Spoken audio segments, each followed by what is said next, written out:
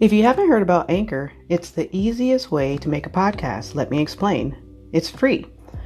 There's creation tools that allow you to record and edit your podcast right from your phone or computer. Anchor will distribute your podcast for you so it can be heard on Spotify, Apple Podcasts, and many more. You can make money from your podcast with no minimum leadership. It's everything you need to make a podcast in one place. Download the free Anchor app or go to anchor.fm to get started. Hey everyone, this is Mel and welcome to Freedom Unfolding, the podcast. I am super excited to be with you all today, and I am writing solo today, so I'm excited to share with you all.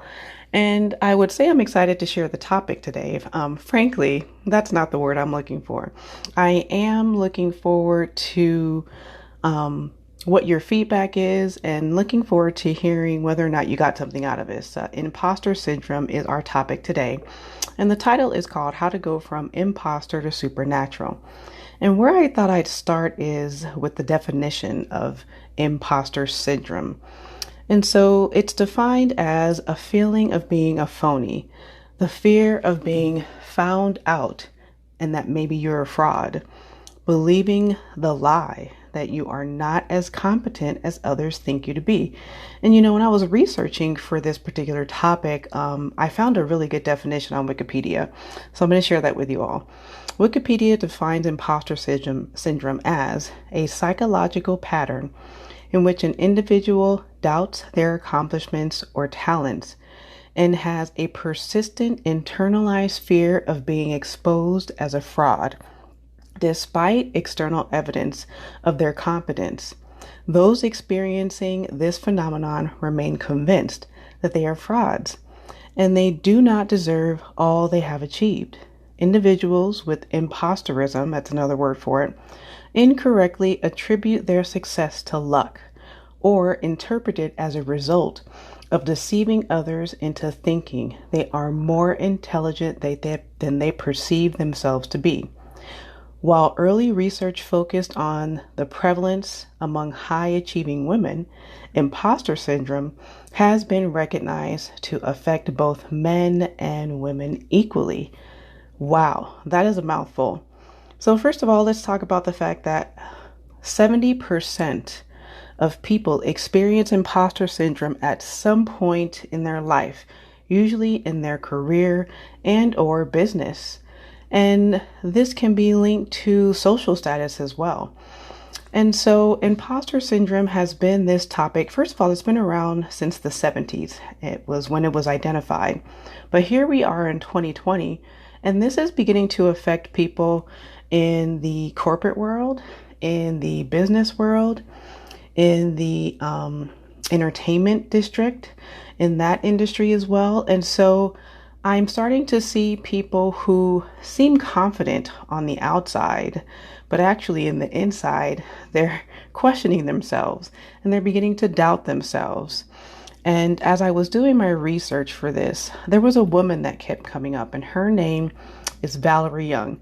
And she wrote this book called The Secret Thoughts of Successful Women: Why Capable People Suffer from Imposter Syndrome and How to Thrive in Spite of It. She also has a TED Talk where she talks about this specific subject as well.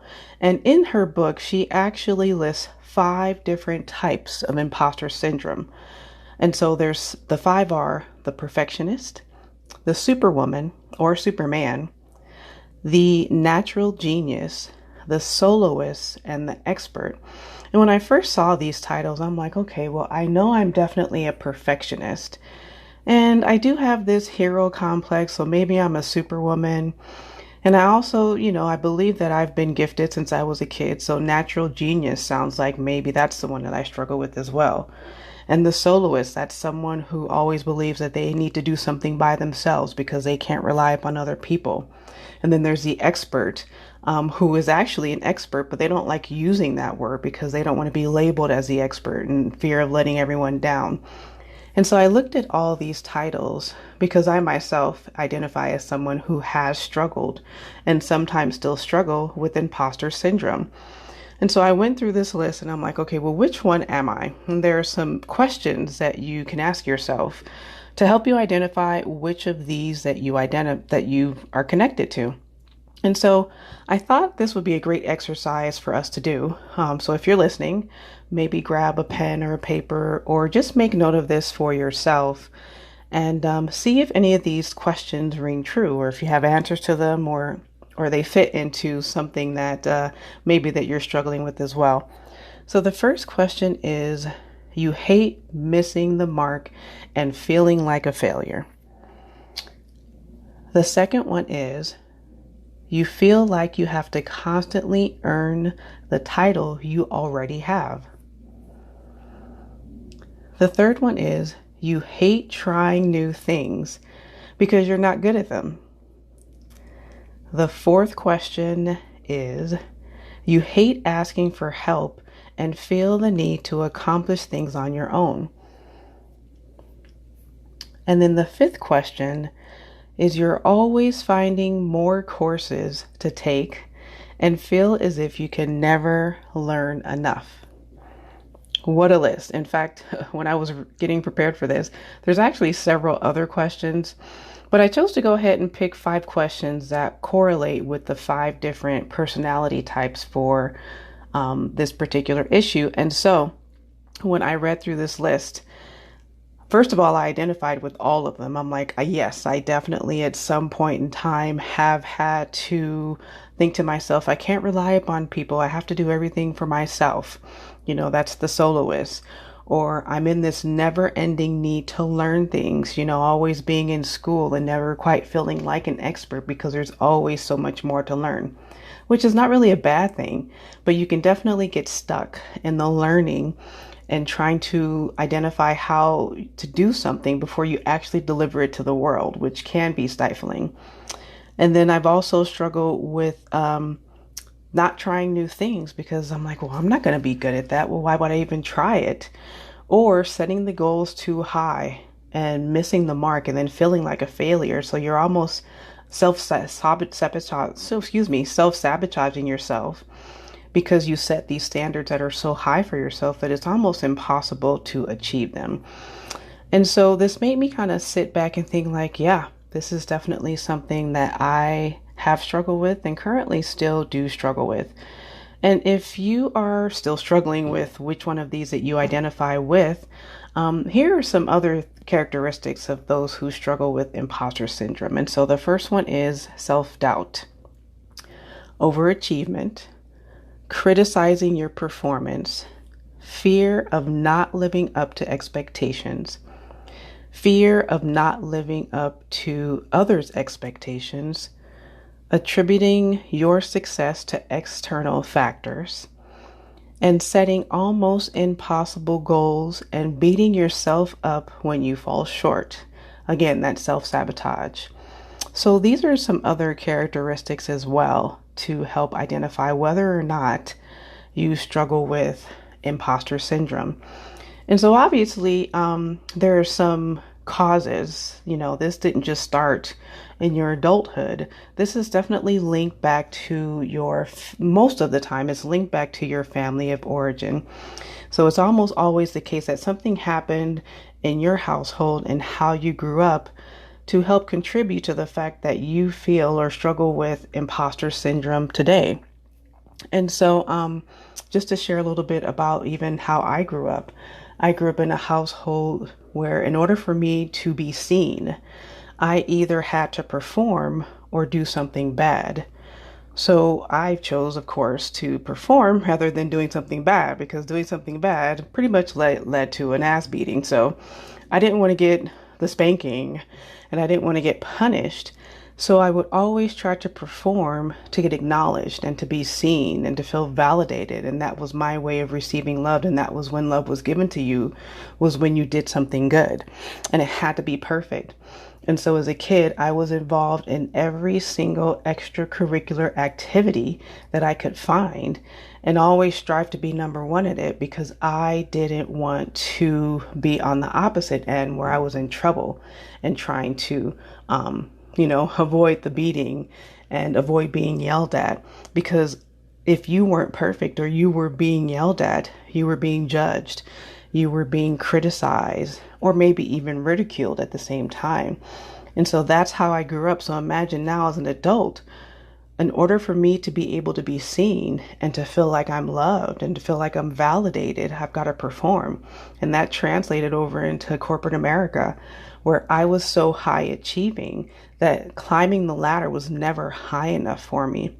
I could never get to the point where I was going to be satisfied because I was still that little girl who was trying to seek love from her family by being the best and being number one and not getting in trouble.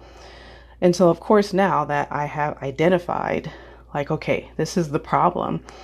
Not to say that I don't struggle with imposter syndrome still, but now I'm able to step back and be able to say, okay, what's happening here? Am I being perfect? Am I being the superwoman? Am I being the soloist? Do I have a problem asking for help from others? And so being able to identify now as an adult where I'm struggling at truly helps me overcome some of this imposter syndrome, and helps me identify some of the triggers as an adult. And so hopefully what I'm sharing with you right now rings true for you. Hopefully, if you're listening to this podcast, that you're starting to think about, okay, well, how did I grow up? What were the ways that I received love? Did I fear being seen? Did I want to be seen? But I felt like I had to do something in order to get acknowledged, in order to be seen. And so just to give you an example of how this translates today, and again, I'm not an expert at this, so please, I'm not at the point where I'm writing a book about how to overcome imposter syndrome, but I want to share what happened recently because I have a business coach. And as I was being onboarded by this coach and being interviewed, actually, she asked me a very important question because I started to share with her how I struggled with imposter syndrome.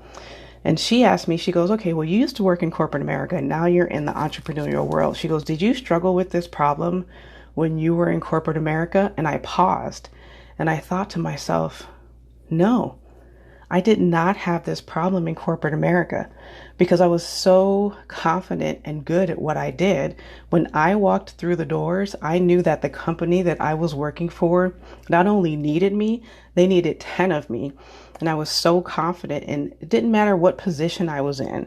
If there was an office, if there was a building, if there was a task to be accomplished, I can guarantee you that it didn't matter what level I entered into that company. I could start at the bottom and work my way up to the top, and it would take a hot second. That's how confident I was. And then I left corporate America and I started my own business. And that completely shifted my perception now, because not only was I an entrepreneur, which I had never been before, but now I'm working in an industry that basically in order for you to be able to help your clients, you have to have gone through something, have to have overcome it, and then be able to share how you've overcome your personal issue. And so I never had to be vulnerable. I never had to be open and honest to really share my personal story in corporate America. I could put the mask on and put the cape on and show up like Superwoman. But now in this industry, that's not my I'm not wearing the mask anymore. I don't need the cape. I need to just show up and be my authentic self.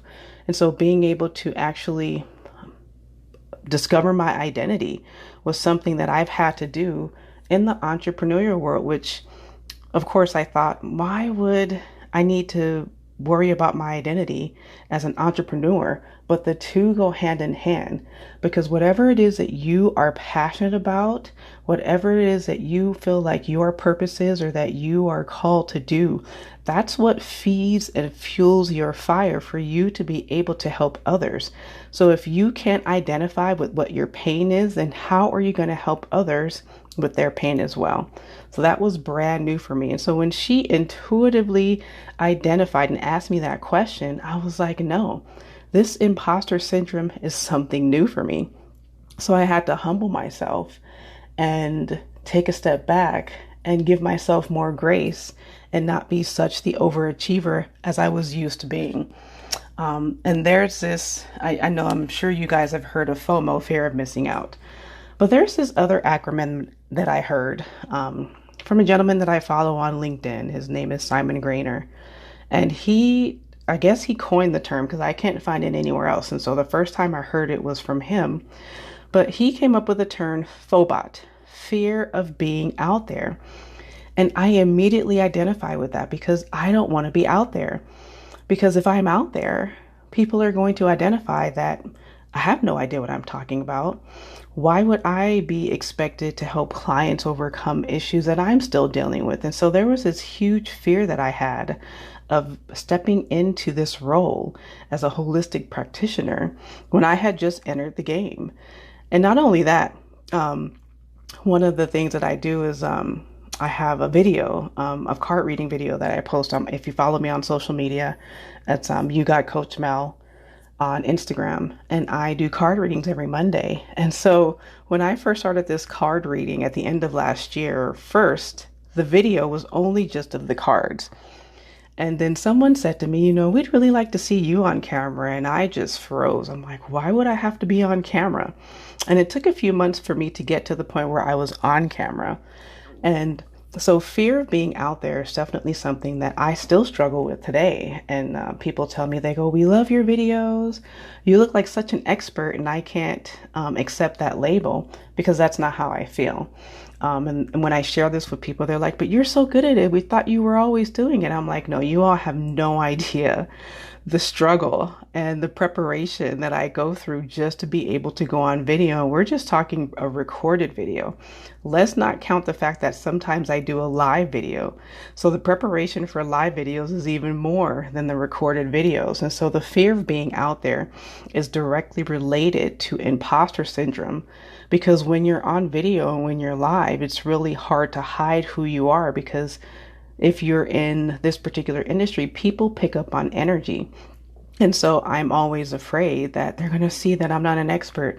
They're going to see, and again, like I was reading the definition earlier, that is not true. It's a lie that we're believing for ourselves. And so FOBOT is something that I wanted to share with you because I love that term.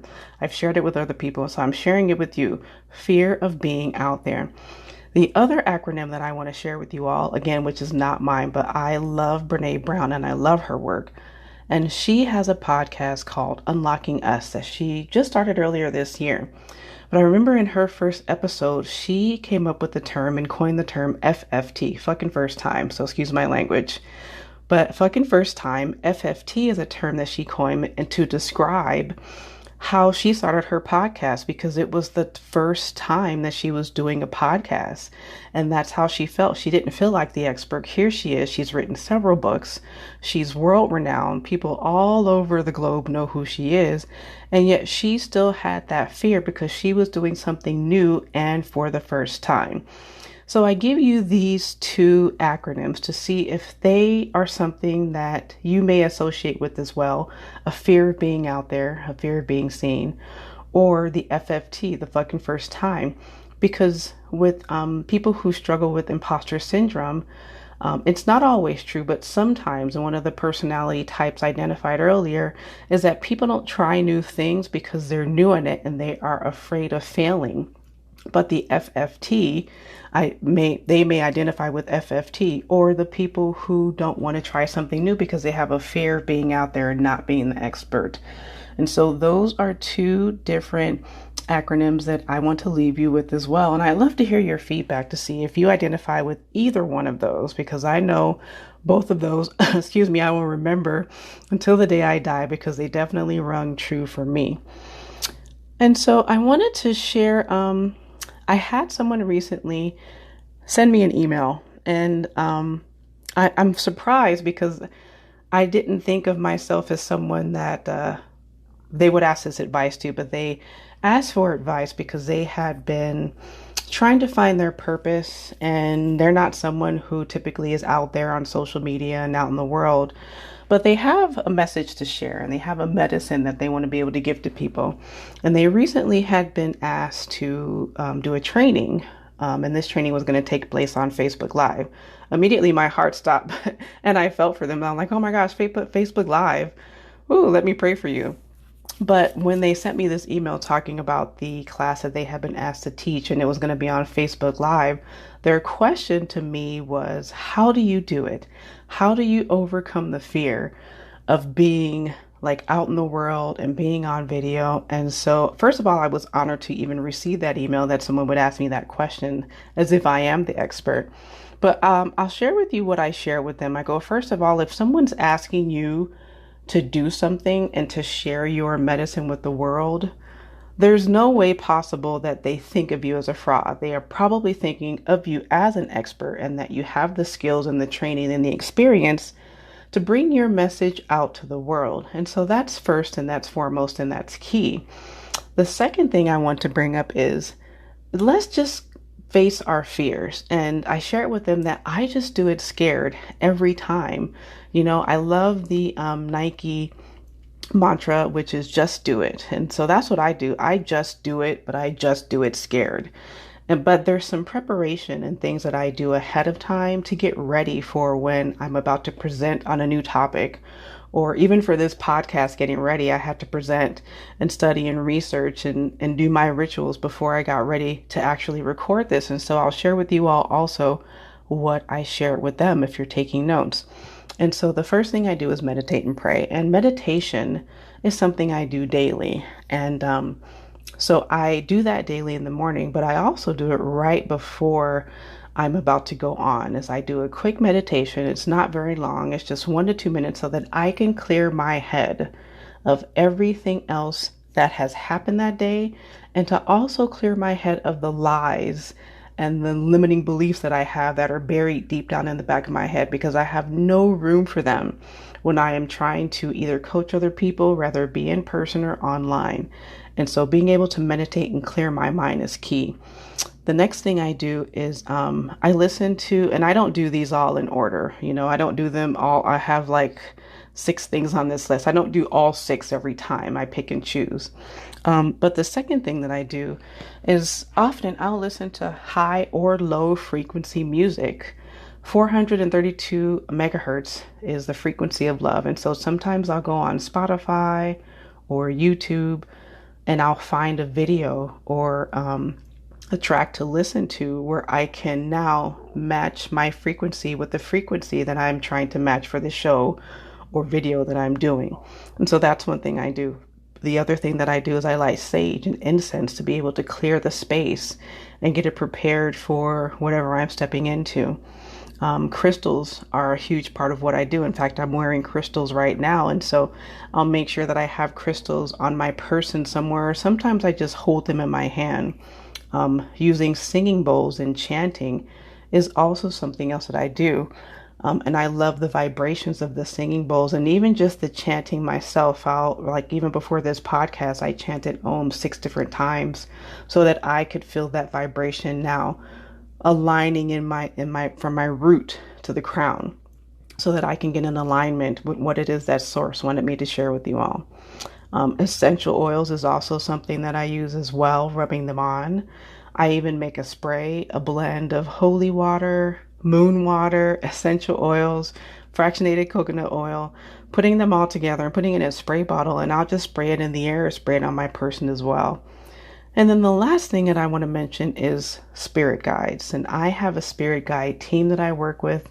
And I don't know if you're familiar with spirit guides, but spirit guides are who I connect to, because we each have spirit guides. It may be people that have passed on from your family that have come back as spirits to be able to connect with you, or it may be other spirits out there. There are different archangels, there are different Greek gods that you can connect to. But if you don't have a spirit guide team, I invite you to go ahead and meditate and pray about who is with you and who is guiding you, and take some time to connect to your spirit guide. Because when I tell you that if you want to be supernatural at what you do and you still are holding on to that fear of being out there or that fear of it being the first time, when you partner with spirit to be able to do the work that you are called to do, I kid you not, your alignment with your soul's purpose will open up doors that you can never humanly naturally do yourself. And so being able to take the time to connect with spirit and see what they're trying to tell you is also the key to being successful in whatever it is that you're trying to accomplish. So if you didn't hear anything else on my list, That's the one thing that I want you to take away from this is to connect with your spiritual guides for supernatural success because you are the co-creator. So you can do this in your own human skin, or you can connect with spirit or source or God or whoever it is that you connect to so that you can align with your purpose, because I know that you all each have a gift and you have this medicine that you need to share. And what I'm hoping that you get from what I've shared this whole time is that imposter syndrome is a thing. Some of us struggle with it our entire lives. Some of us struggle with it for a season, but it's something that we all need to not only address, but overcome so that we can fully step into our gifts. So I'll get off my soapbox now. And so these things that I listed off are things to help me stay grounded, to get centered so that I can get out of my head and into my body. And that's key, because I don't know about you, but I have a very busy mind, and it can talk to me and it can talk positive things to me, but it can also talk negativity and lies to me. And so being able to get out of my head and connect to my body, because we are humans at the end of the day, but we can supernaturally connect to spirit to be able to align with our purpose. Being able to get centered and grounded is so important, because when I can now get out of my mind and connect to my body, it now relaxes my body, which makes me feel at ease. It makes me feel peaceful. It makes me feel calm. And more importantly, it makes me feel confident in what it is that I am trying to overcome and accomplish. And so I share with you all again, these are some of the things that I did even right before doing this podcast. And so I know I've shared a lot of tips with you today, but I want to share just a few more tips. And I'm calling these Mel's helpful tips for imposter syndrome. And so there's 5 different tips that I'm going to share with you just to close out our time together. And so the first tip is continue to say yes. I'm assuming that if you have a fear, it's either because you have said yes in the past, you're thinking about saying yes in the future, or you have in the present just said yes to something that you may feel that you're not ready for. And so Shonda Rhimes wrote a book called Her Year is a Year of Yes, How to Dance It Out, Stand in the Sun, and Be Your Own Person. And I read that book and I loved it. And if you don't know who Shonda Rhimes is, she is the creator of Grey's Anatomy and How to Get Away with Murder. But she talked about her year when she would say yes to everything, because typically she was someone who said no because of her fear and maybe even imposter syndrome. She doesn't use that term in the book, but I can only think into myself that, man, in the industry that she's in, I can only imagine that she probably struggled with that at some point. And so there was a year where she said yes to everything. And that year opened up so many doors for her. And so I don't know if 2020 is your year for yes. It may not even have to be a whole year, but maybe take a season just to say yes to whatever opportunities or doors open for you. So that's my first tip, is to continue to say yes. The next tip I want to give to you is to let go of perfectionism. I heard this term before and I love it. And so I use it all the time. And it is done is better than perfect, which helps me because I am a recovering perfectionist.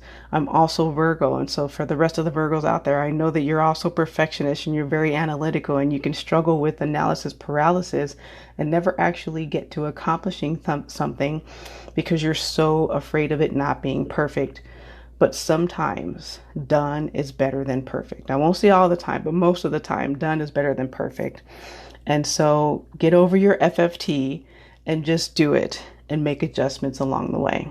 And the third tip is enjoy the process and watch the progress. And I don't know about you, but I'm someone who likes to do things right the first time, skipping the whole process and the progress. And it's a journey. And as much as I love learning, I don't always love the journey of learning and growing. But through this journey and progress of you shifting and adjusting to the change and the times, and we've all had to do that, especially with COVID and quarantine these days. But sometimes you just have to have fun and laugh at your own self, and then go back and look and celebrate your wins. I recently had to do that, and I was so impressed with some of the things that I had accomplished that it made me think like, oh my gosh, I'm not a FFTer. I've done this many times and people are just like, you've never done videos? I'm like, oh, I guess I have done videos. And so being able to go back and look at your own work that you have accomplished is also something that will help you celebrate your own wins. And don't beat yourself up. Baby step this process if you need to, but at least you're stepping.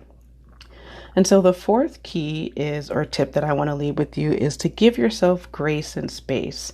Stop being so hard on yourself. You do not have to be perfect. In fact, people will probably give you more grace than you give grace to yourself. And so maybe learn from them and learn to allow yourself to make mistakes and then learn from those mistakes so that the next time that you do something, now you can be a little better. And then don't be afraid to talk about it.